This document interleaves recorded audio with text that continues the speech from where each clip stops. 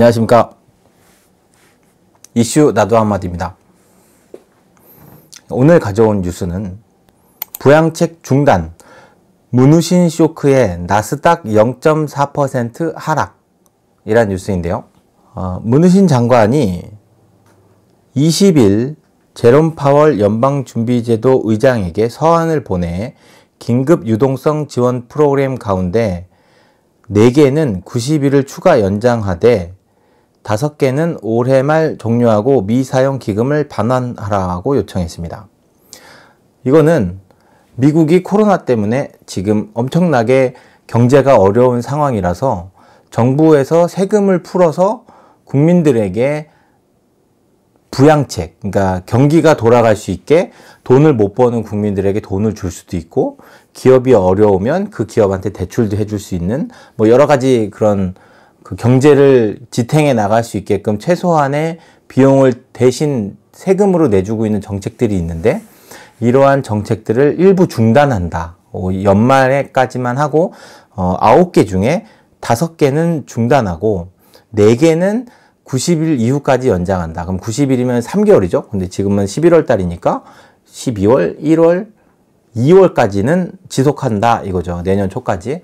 이게 백신도 개발됐다는 얘기가 개발이 돼서 뭐 90% 정도의 안정성이 있다라는 이야기도 있고, 경제가 그렇게 생각보다는 나쁘지는 않은 그런 지수들이 나타나고 있어요. 그래서 그런지 부양책을 추가적으로 더 내세우지 않는다는 말에 미국에 있는 나스닥 지수가 하락했다라는 뉴스인데, 제가 요걸 보고 조금 의문이 들었던 건, 문우신 쇼크의 0.4% 하락이 이게 쇼크로 0.4% 하락이냐. 쇼크라고 하기에는 0.4% 하락은 좀 적지 않나? 뭐 이런 생각을 해봤어요. 물론 나라에서 부양책을 중단한다고 해서 기업에서 운영하고 있는 자금들이나 그런 비용이 적게 책정이 돼서 매출이 줄어들거나, 아니면 그게 부양책이 중단됐다라는 이유 하나만으로 투자자들이 투자를 소극적으로 해서 주가가 떨어지고, 그래서 뭐 경제가 조금 더 어려워지고 이럴 수는 있지만, 그렇다고 그런 쇼크에 0.4%가 하락했다라고 제목을 지을 정도면 약간의 이것도 어그로가 있지 않을까, 이런 생각이 듭니다. 그리고 제가 경제 공부를 이렇게 계속 하고 투자를 계속 하면서 느낀 게, 정말 정부의 역할이 경제에 미치는 영향이 엄청 크다.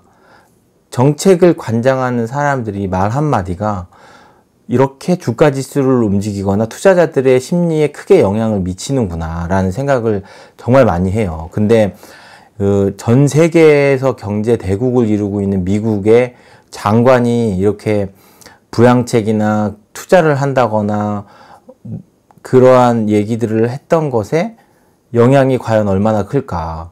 안 그래도 미국 경제에 영향이 큰 이런 한국에서 이런 뉴스를 보게 되면 눈치를 계속 보고, 이 뉴스가 어떻게 더 발달하고 어떻게 더 나아갈지를 계속 걱정을 하고 있어야 되잖아요. 계속 눈여겨봐야 된다는 거죠. 지금 생각보다는 당연히 부양책으로 되어 있던 상황이 벗어나면 미국은 그 부양책을 당연히 하지 않을 거예요. 근데 만약에 계속 부양책을 내세우거나 경제가 더 안 좋아져서 문제가 생기겠다라고 판단이 되면 또 새로운 부양책을 갖고 오겠죠. 예. 이것만 보고서 뭐 뉴스가 나왔으니까 앞으로 부양책을 하지 않을 거야 라고 하면서 순간적으로 주가가 움직이거나 투자하고 있던 자산을 회수하거나 이러한 상황이 벌어질 수는 있겠지만, 장기적으로 봤을 때 이 뉴스는 그냥 한낱 테마에 지나지 않을 거다. 예. 그렇게 생각이 되고 있어요. 예. 제가 요 뉴스를 보고 말씀드리고 싶은 건 2가지. 어그로를 꼬는 뉴스일 수도 있다. 그리고 정부의 정책이 투자자들에게 미치는 영향이 이만큼 크다. 예.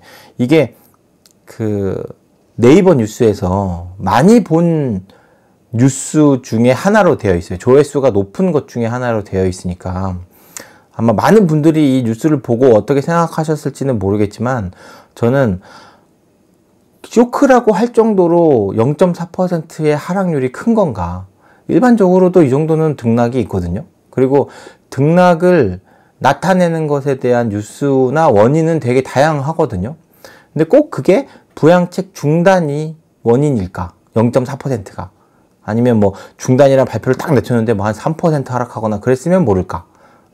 0.4% 가고 부양책 중단 때문에 쇼크가 나서 하락한 거다라고 하긴 어렵다.